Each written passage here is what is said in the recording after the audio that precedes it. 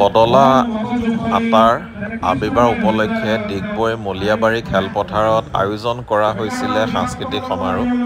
এই সাংস্কৃতিক সমাৰোহত 1000 শিশুৰ কৃষ্ণ নৃত্যৰ প্ৰদৰ্শন কৰা হৈছিলে। খুব সুন্দৰ আছিলে এই নৃত্য, আৰু এই নৃত্য চাই সঁচাকৈ দ্বিতীয় বৃন্দাবন ৰূপে পৰিগণিত হ'ল ডিগবৈ মলীয়াবাৰী খেলপথাৰ। খুব উগুল থুগুল পৰিৱেশ, এয়া দেখিছে 1000 কৃষ্ণ একেলগে নৃত্য পৰিৱেশন কৰিবৰ বাবে সাজু হৈছে। আৰু ইয়াত স্বচক্ষে নিজে চাবলৈ পাই মানে বহুত ধন্যবাদ নিজকে দিব বিচাৰিছোঁ, কাৰণ মোৰ সন্তানেও ইয়াত নৃত্য পৰিৱেশন কৰিছে আৰু খুব ভাল লাগিল। আপোনালোকে ভিডিঅ'টো স্কিপ নকৰিব, কণ্টিনিউ চাব আৰু কমেণ্ট কৰিব কেনেকুৱা লাগিল।